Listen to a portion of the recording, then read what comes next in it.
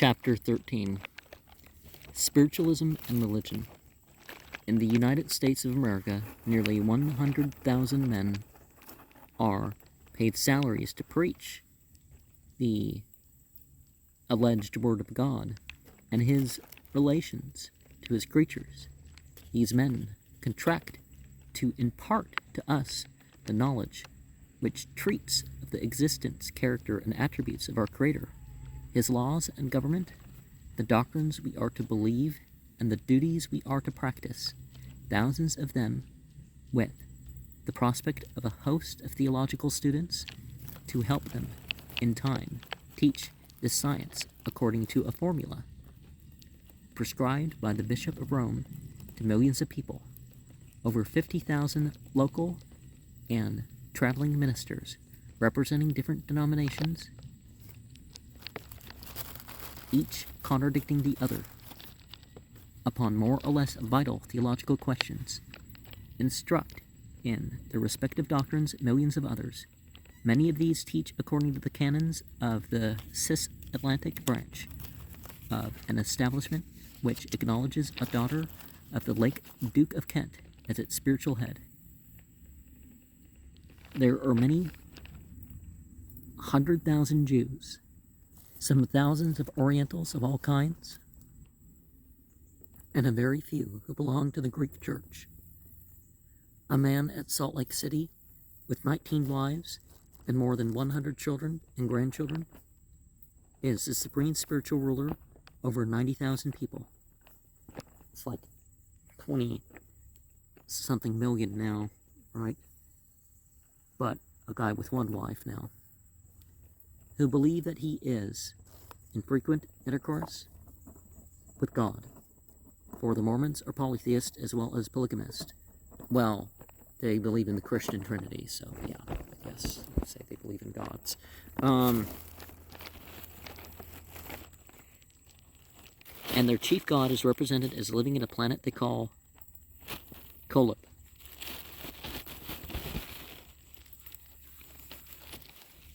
But again, it's the Christian Trinity idea. But but that aspect's sort of unique to them, isn't it? So these denominations are Baptists, Congregationalists, Episcopalians, Northern Methodists, Southern Methodists, Methodists various, Northern Presbyterians, Southern Presbyterians, United Presbyterians, United Brethren, Brethren in Christ, Reformed Dutch, Reformed German, Reformed Presbyterian, Cumberland Presbyterians. The God of the Unitarians is a bachelor. The deity of the Presbyterians, Methodists, Congregationalists, and some other Orthodox Protestant sects, a spouseless father with one son who is identical with himself. In the attempt to outvie each other in the erection of their 100,000 and odd churches, prayer houses, and meeting halls, in which to teach these conflicting theological doctrines, 500 million have been spent. The value of the Protestant parsonages alone, in which are sheltered the disputants and their families, is roughly calculated to approximate 750 million. And remember, this is like 100 times, in today's money or something. About $70 million are more contributed every year for current expenses of the Protestant denominations only. One Presbyterian church in New York cost around $1 million. A Catholic altar alone, 1/4 as much. I will not mention the multitudes of smaller sects, communities, and extravagantly original little heresies in this country, which spring up one year to die out the next, like so many spores of fungi after a rainy day. We will not even stop to consider the alleged millions of spiritualists, for the majority lack the courage to break away from their respective religious denominations. These are the backdoor Nicodemuses, and we find a lot of that Christianity doesn't really present a complete picture of physical world, the mental world, and even the spiritual world. So therefore, people kind of involve themselves in other things to fulfill that. Now, a lot of people just, it's not that they have to go to those means or anything to fulfill that. It's just they prefer to get it a different way. So, a lot more hypocrisy than otherwise. But and now, Pilate, let us inquire, what is truth? Where is it to be searched for amid this multitude of warring sects? Each claims to be based upon divine revelation, and each to have the keys of the celestial gates. Is either in possession of this rare truth, or must we exclaim with the Buddhist philosopher, there is but one truth on earth, and it is unchangeable, and this is, that there is not truth on it. Though I have no disposition whatever to trench upon the ground that has been so exhaustively gleaned by those learned scholars who have shown that every Christian dogma has its origin in a heathen rite. Well, there is no such thing as a heathen religion or pagan religion per se. That's just material culture. The Romans practiced the same religion whether they lived in the town or whether they went out into the countryside. Certainly, certain priests were in one area versus another, but still the myths which they have exhumed since the enfranchisement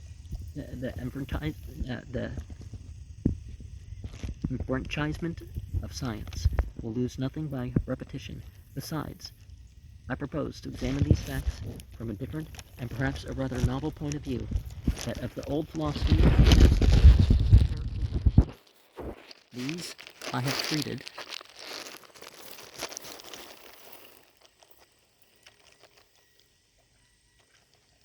elsewhere in this work.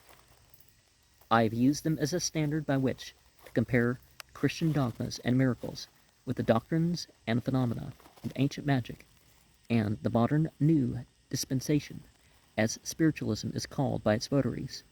Since the materialists deny the phenomena of spiritism without investigation, and since the theologians, in admitting them, offer the poor choice of two palpable absurdities, the devil and miracles, we, because you don't have to choose between the two, right? You could choose neither or both. We can lose little by applying to the theurgists, and they may actually help throw a great light upon a very dark subject. Professor A.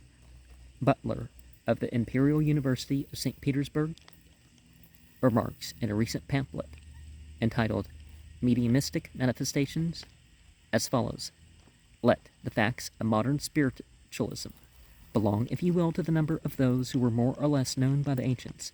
Let them be identical with those which, in the darker ages, have given importance to the office of Egyptian priest or Mormon augur. Let them even furnish the basis of the sorcery of our Siberian shaman. Let them be all these, and if they are real facts, it is no business of ours. All the facts in nature belong to science and truth, and every addition to the storehouse of science and truth enriches instead of impoverishing her. If humanity has once admitted a truth, and then in the blindness of self-conceit denied it, to return to its realization is a step forward and not backwards. Now, the Latter-day Saint use of the Urim and Thummim, or their own Urim and Thummim, is actually a tradition of a type of divination, but it wasn't divination in terms of, you roll the dice and you know the future or something like that. It was a little more complex than that. It was supposed to be given spiritual context. See, that's the whole thing. You roll dice and play cards and all sorts of stuff, but you do it spiritually, and it's like divination. So it's not always soothsaying. You're not always a sibyl in that way of speaking, because you've rolled the dice or something like this. You could, it's free association and stuff like this. But of course, to explain a little further about that, the Latter-day Saints, they believe that these were the, only original biblical Urim and Thummim, Haurim Wahatumim, I think that's how you're supposed to pronounce it. that, people took and brought to America and that sort of thing. We know that part's not true, but it's at least representative of the biblical way, right? And since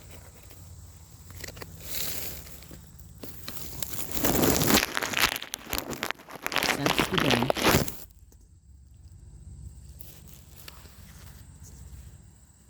that modern science and the new psychology gave what may be considered the death blow to dogmatic theology by assuming the ground that religion was full of mystery and mystery is unscientific, the mental state of the educated class has presented a curious aspect.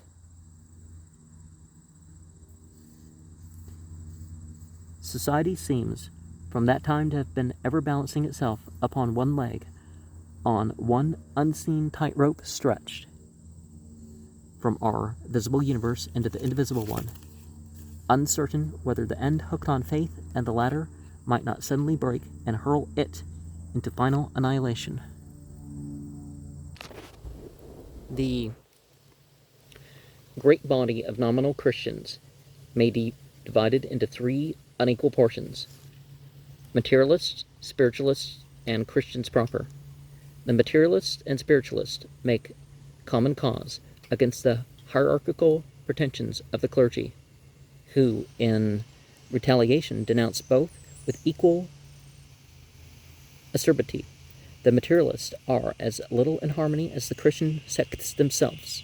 The Comtists are, as they call themselves, the positivists, being despised and hated to the last degree by the schools of thinkers, one of which Maudsley honorably represents in England. Positivism be one of which, be it remembered, is that religion of the future about whose founder even Huxley made himself wrathful in his famous lecture, The Physical Basis of Life, and Maudsley felt obliged on behalf of modern science to express himself thus: "It is no wonder that scientific men should be anxious to disclaim Comte as their lawgiver, and to protest against such a king being set up to reign over them, not conscious of any personal obligation to his writings, conscious how much, in some respects, he has misrepresented the spirit and pretensions of science.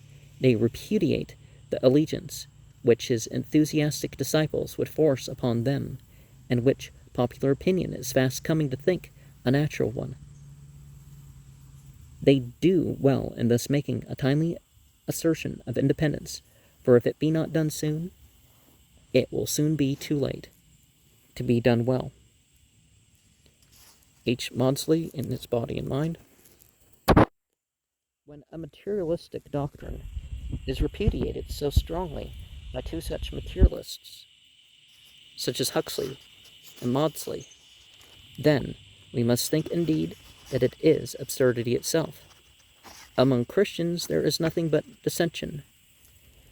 Their various churches represent every degree of religious belief, from the unaverse credulity of blind faith to the condescending and high-toned deference to the deity, which thinly masks an evident conviction of their own deific wisdom. All these sects believe more or less in the immortality of the soul. Some admit the intercourse between the two worlds is a fact.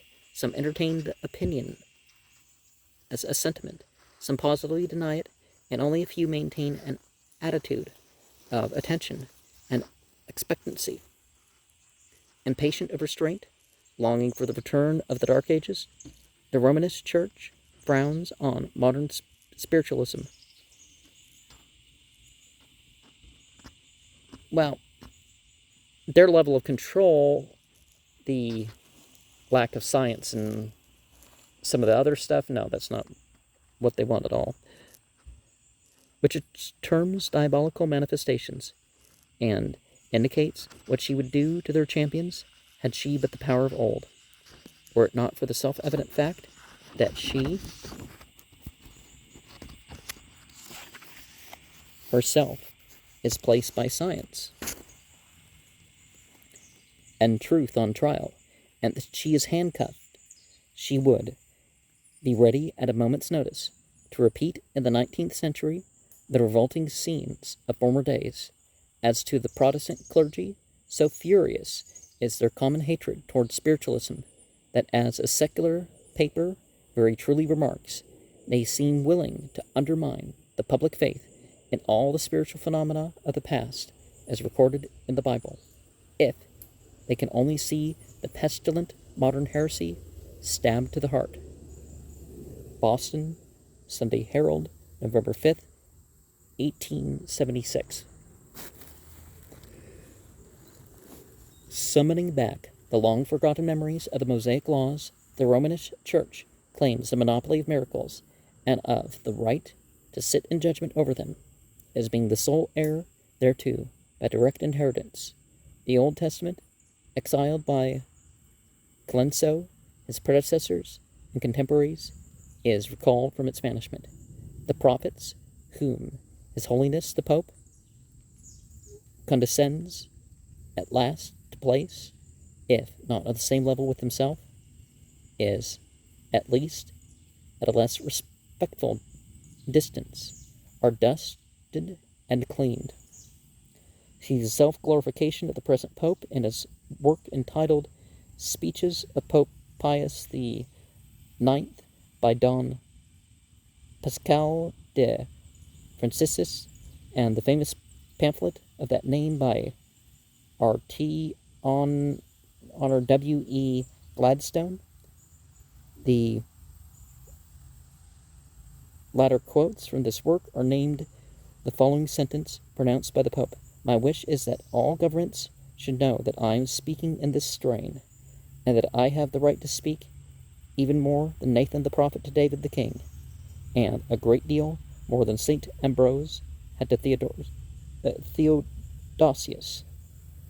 Well, look at the fact that he's just being honest about what most churches do. Even Jesus, they're like, well, they don't take Jesus literally. We're going to give it another spin. Well, let's come up with some sort of meaning to put this symbolic and, so at least he's being honest that he's, taking his opinion as more for the world than even, not that it's the right opinion, it's just, the memory of all diabolical abracadabra is evoked anew. Well, a lot of these magical formulas, see, the issue is they're making themselves as if they're God in their own temple. Not what they're saying. If they're saying it knowing what they're representing and that that's quoting God and that stuff, it comes off different, right? It also comes off different when we look at Jesus and all that. The blasphemous horrors perpetuated by paganism, its phallic worship, thaumaturgical wonders wrought by Satan, human sacrifices. Again, people being killed is much more common in the secular age. Incantations, witchcraft, magic, and sorcery are recalled, and demonism is confronted with spiritualism for mutual recognition and identification. Our modern demonologists conveniently overlook a few insignificant details, among which is the undeniable presence of heathen Catholicism in the Christian symbols. A strong spiritual element of this worship may be easily demonstrated in the dogma of the Immaculate Conception of the Virgin Mother of God. It's a theme that repeats itself repeatedly, and in a way, it's actually zodiacal, isn't it? Nowadays, in the age of Aquarius, that would make it a October sign, right? October birth sign, and a physical element equally proved in the fetish worship of the holy limbs of STS, Cosmo, and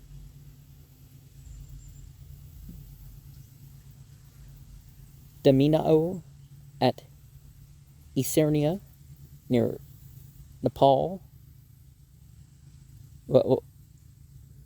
between Naples. A successful traffic in which ex voto and wax was carried on by the clergy annually until barely half a century ago. See King's Gnostics and other works. And, in the age of Pisces, it obviously would have been a September sign. And in the age of Aries, it would have been an August sign. So hence the so all this matches up with the Star of Bethlehem. It matches, which was August 4th to September 11th. So it would have been one of those days.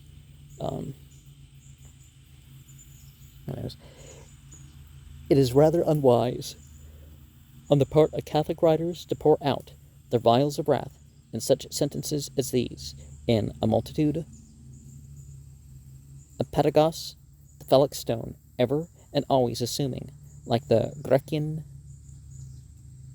batalos, the brutally indecent form of the lignum, the Mahadeva.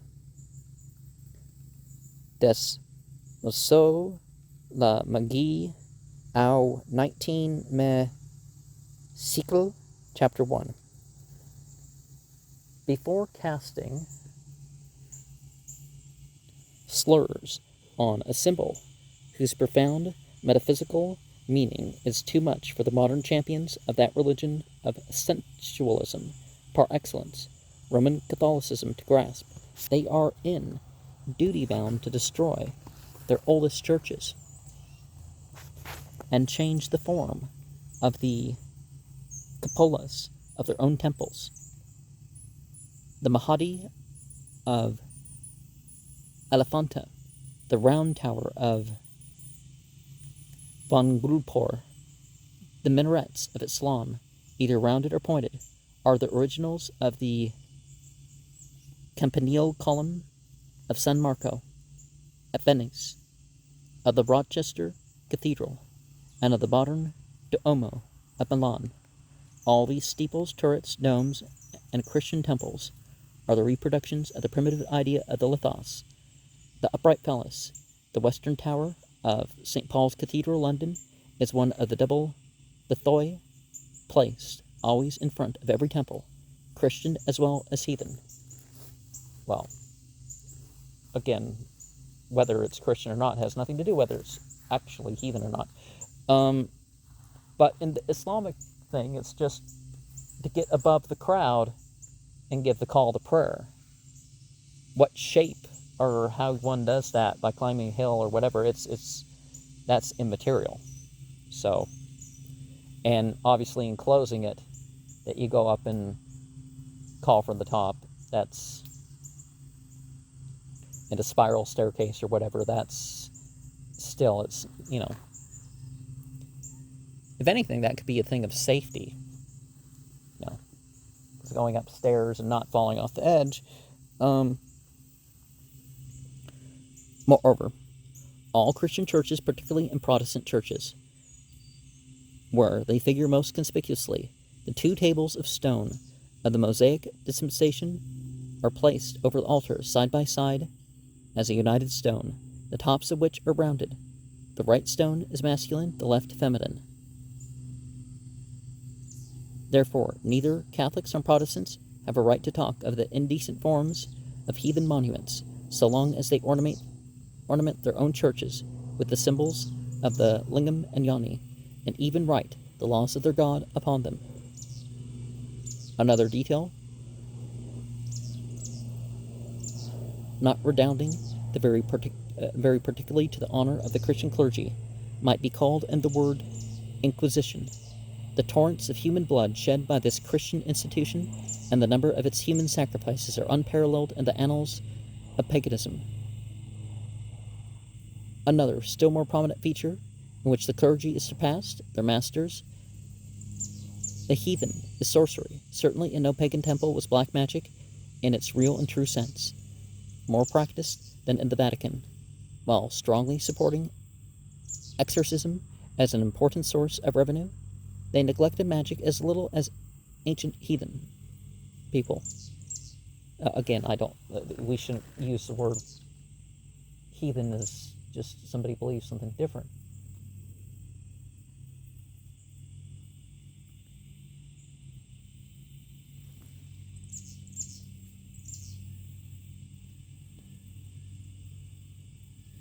Another still more prominent feature in the clergy surpassed by their masters, the heathen, is sorcery. Certainly no pagan temple was black magic, in its real and true sense, more practiced than in the Vatican.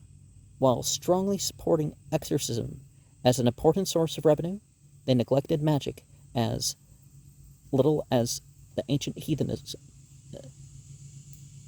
Well, again, this idea of magic is like hate speech or sorcery is, I don't like that. It's easy to prove that the sortilegium, or sorcery, was practiced widely even among the clergy and monks so late as the last century, and is practiced even now. Anathemizing every manifestation of an occult nature outside the precincts of the church, the clergy, notwithstanding proofs to the contrary, call it the work of Satan, the snares of the fallen angels who rush in and out of the bottomless pit, mentioned by John in his Kabbalistic revelation, from whence arises the smoke as the smoke of great furnace. Intoxicated by its fumes, around this pit are daily gathering millions of spiritualists to worship at the abyss of Ba, des Naso Hats Phenomenes de la Magic. Does he mean Baal, as in like the Canaanite word for the type of thing that Jesus is? The above shows what the Roman Church says of spiritualism, more than ever arrogant, stubborn, and despotic, now that she has been nearly upset by modern research, not daring to interfere with the powerful champions of science, psychology, and justice. The Latin Church revenges herself upon Spiritism and Occultism. A despot without a victim is a word void of sense, a power which neglects to assert itself through outward, well-calculated effects, risks being doubted in the end. The Church has no intention to fall into oblivion of the ancient myths or to suffer her authority to be too closely questioned. Hence, she pursues, as well as the times permit, her traditional policy, lamenting the enforced extinction of her ally, the Holy Inquisition. She makes a virtue of necessity. The only victims now within reach are the Spiritists of France. Recent events have shown that the meek spouse of Christ never disdains to retaliate on helpless victims, having successfully performed her part of Deus ex machina from behind the French bench, which has not scrupled to disgrace, God in the machine, which has not scrupled to disgrace itself for her. The Church of Rome sets to work and shows in the year 1876 what she can do. From the whirling tables and dancing pencils of our famed spiritualism, the Christian world is warned to turn to the divine miracles of Laurence. Meanwhile, the ecclesiastical authorities utilize their time in arranging for other, more easy triumphs, calculated to scare the superstitious out of their senses. So, acting under orders, the clergy hurl dramatic, if not very impressive, anathemas from every Catholic diocese, threaten right and left, excommunicate and curse, perceiving finally that her thunderbolts, directed even against the crowned heads, fall about as harmlessly as the Jupiterian lightnings of Offenbach's Caucasus. Rome turns about in powerless fury against the victimized protégés of the Emperor of Russia, the unfortunate Bulgarians and Servians, undisturbed by evidence and sarcasm, unbaffled by proof. The Lamb of the Vatican impartially divides his wrath between the liberals of Italy, the impious whose breath has the stench of the sepulchre, and the schismatic Russian starmates, and the heretics and spiritualists who worship at the bottomless pit. where the great dragon lies in wait. Mr. Gladstone went the trouble of making a catalogue of what he terms the flowers of speech, disseminated through these papal discourses. I will cull a few of the chosen terms used by that vicegerent of him who said that whosoever shall say, thou fool, shall be in danger of hellfire. They are selected from authentic discourses. Those who oppose the Pope are wolves, Pharisees, thieves, liars, hypocrites, dropsical children of Satan, sons of perdition, of sin and corruption, satellites of Satan in human flesh, monsters of hell, demons incarnate, stinking corpses, men issued from the pits of hell, traitors and Judases, led by the spirit of hell, children of the deepest pits of hell, etc., etc. The whole piously collected and published by Don Pasquale de Franciscis, whom Gladstone has, with perfect propriety, termed an accomplished professor of Funkism in things spiritual. Speeches of Pius IX, the Amsterdam edition. Since His Holiness the Pope has such a rich vocabulary of invectives at his command, why wonder that the Bishop of Toulouse did not scruple to utter the most undignified falsehoods about the Protestants and Spiritualists of America, people doubly odious to a Catholic, in his address to the diocese. Nothing, he remarks, is more common in an error of unbelief than to see a false revelation substitute itself for a true one, and the minds neglect the teachings of the Holy Church to devote themselves to the study of divination and the occult sciences, with the fine episcopal contempt for statistics and strangely confounding in his memory the audiences of the revivalists, Moody and Sankey, and the patrons of darkened seance rooms. He utters the unwarranted and fallacious assertion, it has been proven that spiritualism in the United States has caused 1/6 of all the cases of suicide and insanity. Oh, it can't be that low.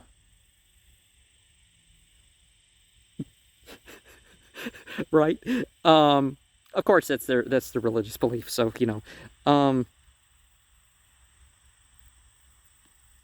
he says that it is not possible that the spirits teach either an exact science because they are lying demons, or a useful science because the character of the words of Satan, and like Satan himself, is sterile. He warns his dear collaborators that the writings in favor of spiritualism are under the ban, and he advises them to let it be known that to frequent spiritual circles with the intention of accepting the doctrine is to apostatize from the Holy Church and assume the risk of excommunication. Finally, says he, publish the fact that the teachings of no spirit should prevail against that of the pulpit of Peter, which is the teaching of the Spirit of God himself, aware of the many false teachings attributed by the Roman Church to the Creator. I prefer disbelieving the latter assertion.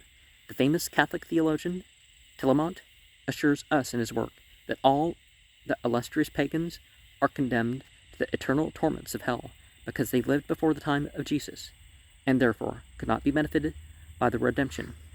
Which is part of the reason why groups like the LDS have appeared to say, well, they will be told in the afterlife because of what we have done or something, right? He also assures us that the Virgin Mary personally testified to this truth over her own signature in a letter to a saint. Therefore, this is also a revelation, the Spirit of God himself teaching such charitable doctrines. That's sarcasm, right? Because certainly how people have an opportunity in their life to do other or believe other than they did or didn't,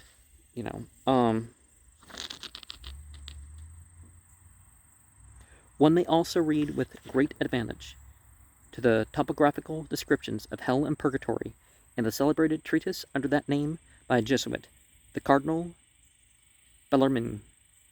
A critic found that the author, who gives the description from a divine vision with which he was favored, appears to possess all the knowledge of land measure about the secret tracts and formidable divisions of the bottomless pit.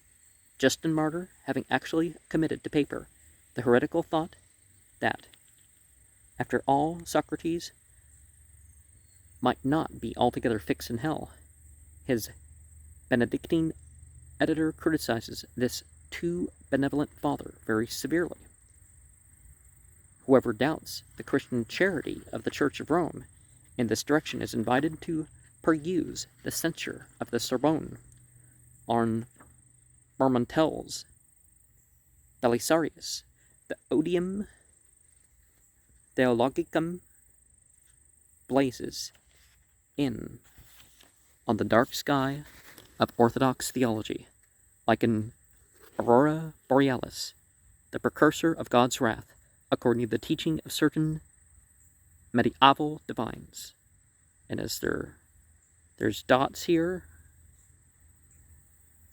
are they abbreviating it in the two-book version of this? But remember, every so often there's some giant solar flares, you could say, and it really, really sets forth some things, right? And in the 1800s, there's just like telegraph wires. Nowadays, there's nuclear missiles and all sorts of stuff. And, well, disabling the nuclear missiles by solar flares, I would thank God very much for that being part of the thing. Because, okay, if we're going to lose electricity and go through the hardship with that, why in the world should we also go through the hardship of nuclear fallout, right?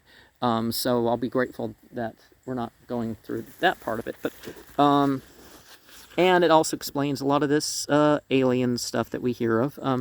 Not that it's not possible, it's just not necessary in anything that I hear of. Because they say, oh, there's a battle in the sky. It's like, well, no, that was just the aurora borealis, right? Various lights and, like more totality and mixture and stuff like this was seen in 1859 in September, was it? I don't remember exactly. I've attempted in this work to show by historical examples how completely men of science have deserved the stinging sarcasm of the late Professor de Morgan, who remarked of them that they wear the priest's cast-off garb, dyed to escape detection. The Christian clergy are, in like manner, attired in the cast-off garb of the heathen priesthood, actuating diametrically in opposition to their God's moral precepts.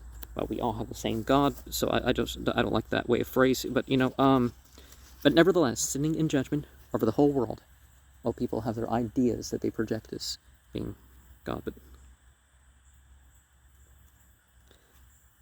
but nevertheless, sitting in judgment over the whole world. Yes, praise be to the God of this world and age.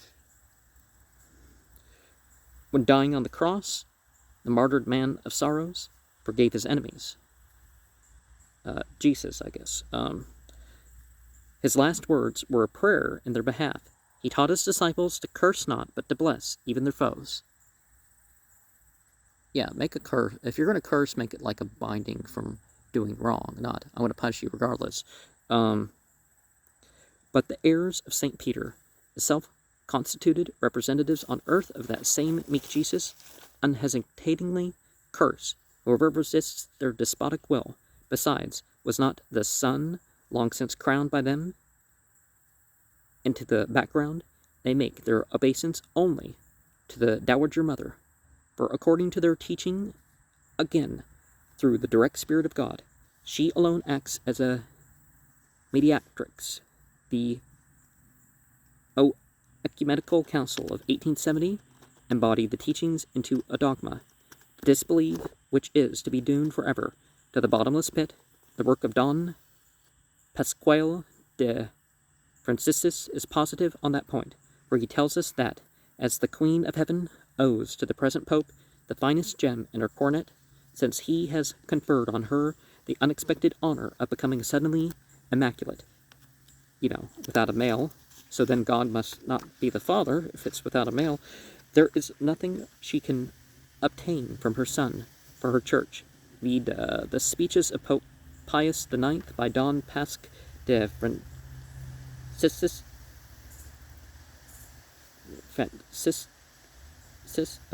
Gladstone's pamphlet on his book Draper's Conflict Between Religion and Science, and others. And I'm going to... I'm not sure what was going on over there, so maybe there'll be another